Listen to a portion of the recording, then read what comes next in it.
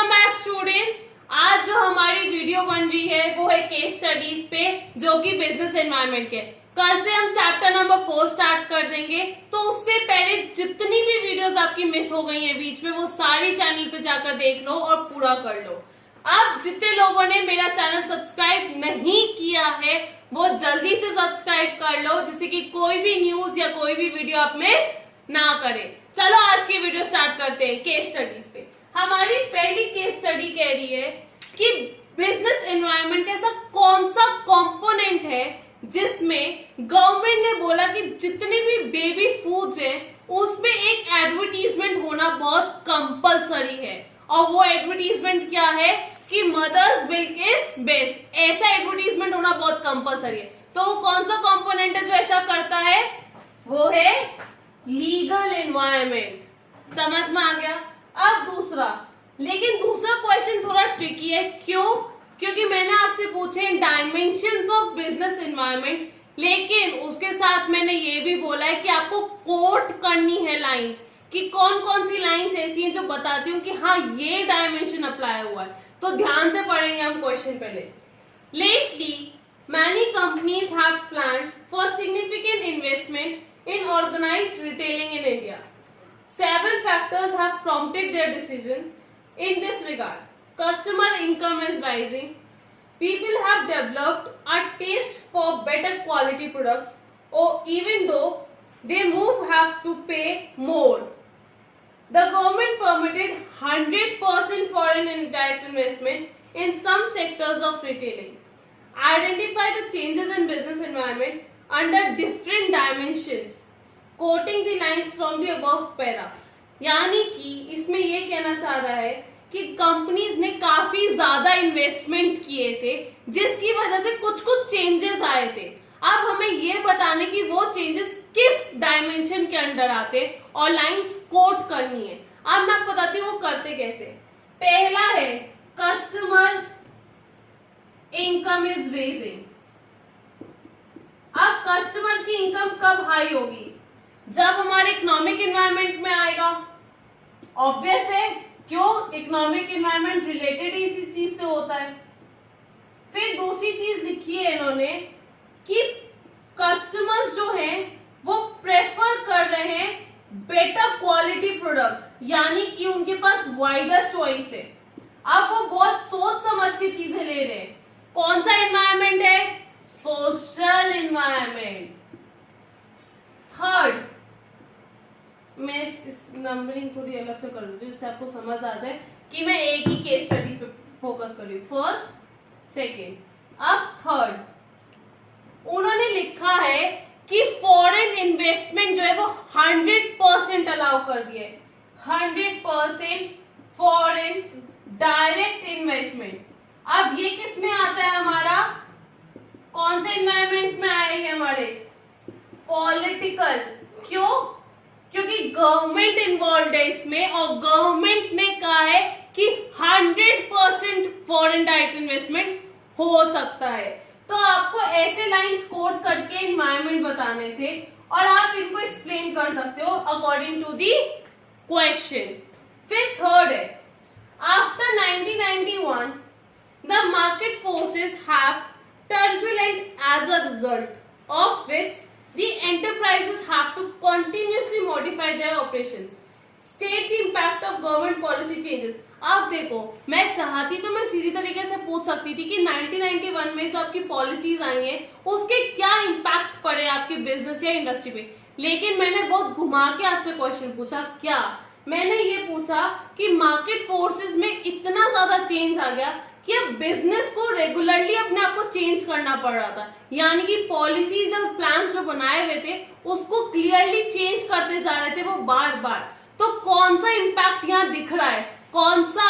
Necessity for change, यानी कि अब टाइम आ गया था कि you have to change in the business. अब आपसे आगे क्वेश्चन पूछ सकता है कि बाकी और इम्पैक्ट्स भी है वो एक्सप्लेन करो, तो आप आराम से कर सकते हैं, लेकिन ये आइडेंटिफाई करना बहुत ज्यादा जरूरी है। Fourth, what is meant by disinvestment. ये बहुत क्लियर कट क्वेश्चन है कि डिसइन्वेस्टमेंट होता क्या है।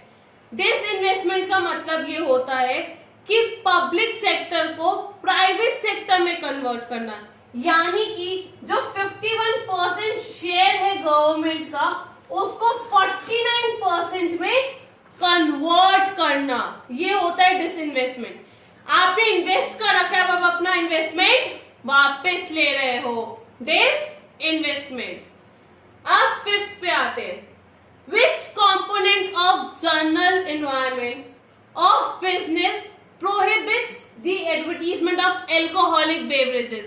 मतलब कि कौन सा एनवायरमेंट है बिजनेस का जो एक्चुअली मना करता है या कहता है कि आप नहीं कर सकते एल्कोहलिक बेवरेजेस का एडवर्टीजमेंट। कौन कहेगा, कौन ऐसे लॉ ऑर्डर बना सकता है, कौन ऐसे जजमेंट्स पास कर सकता है? Legal environment. कौन सा? Legal environment. फिर सिक्स्थ है, it may be difficult to know the extent of the relative impact of the social, economic, political, technological और legal factors on change in demand of a product in the market. अब आप समझो, इसमें पूछा गया है features of business environment, लेकिन आपसे ये पूछा गया कि ये वाला कौन सा फीचर है जिसमें ये सब चीजें आती हैं। तो ध्यान से पढ़ना है हमें कि हम पहचान पाए कि हाँ हमसे पूछा क्या जा रहा है। अब ये कह रहा था कि एक्चुअली कैसे कैसे इफेक्ट पड़ता है इकोनॉमिक, पॉलिटिकल, टेक्नोलॉजिकल एनवायरनमेंट्स का, वो हम पता लगा सकते हैं सोली मतलब इंडिविजुअली, लेकिन एज अ होल पता लगाना मुश्किल है। तो वो कौन सा फीचर होता है एनवायरनमेंट का? कॉम्प्लेक्स, कि एज अ होल पढ़ना मुश्किल है, लेकिन आप अलग अलग इसको पढ़ सकते हैं। फिर सेवेंथ है हमारा, demand for saris may be high in India, where it is almost nil in France. Which feature of business environment is highlighted? यानी कि साड़ी की डिमांड इंडिया में बहुत ज्यादा है, लेकिन फ्रांस में 0 है। अब वो पूछ रहा है कि ऐसा कौन सा फीचर है जो यहाँ लगता है बिजनेस एनवायरनमेंट का। अगर आपको याद हो, मैंने आपको बताया था कि it varies from origin to origin, country to country, यानी कि कंट्री के अकॉर्डिंग चीजें वेरी होती हैं। वो कौन सा फीचर था? रिलेटिव, यानी कि रिलेटिविटी होती है। समझ में आया कि अपनी कंट्री के हिसाब से आपकी डिमांड बढ़ेगी, आपकी सप्लाई बढ़ेगी, आपके कस्टमर्स बढ़ेंगे, हर एक कंट्री का डिफरेंट होगा। अब एथ है, बहुत डायरेक्ट क्वेश्चंस हैं अब, कि state the objectives of new economic policies 1991। तो ऑब्जेक्टिव्स क्या थे हमारी न्यू इकोनॉमिक पॉलिसी के? पहला, स्टैंडर्ड ऑफ लिविंग बढ़ाना, पॉवर्टी कम करना और अनएम्प्लॉयमेंट खत्म करना। ये कुछ ऑब्जेक्टिव्स थे और वही आपसे पूछे गए, वही आपको लिखने। 9th है, state the new economic policy 1991।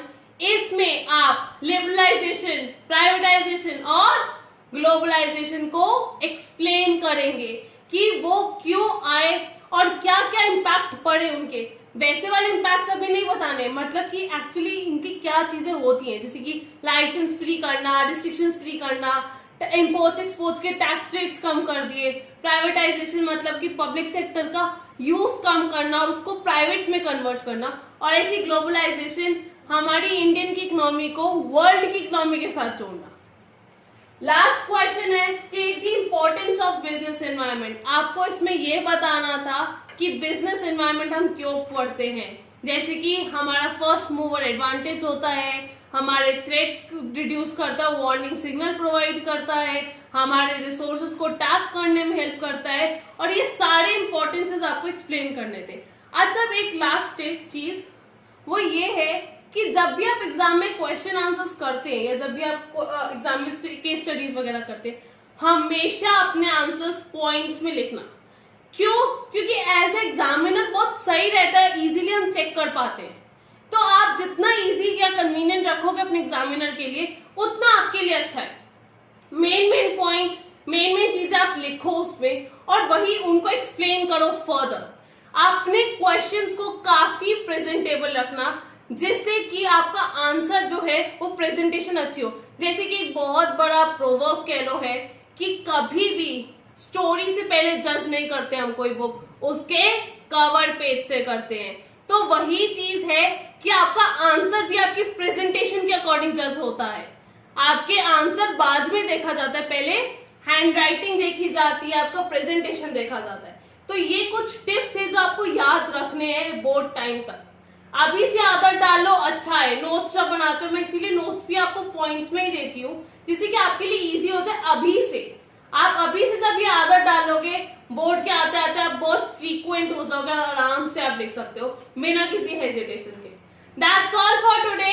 Thanks for watching. Do subscribe, like and share the video as much as you can. Thank you.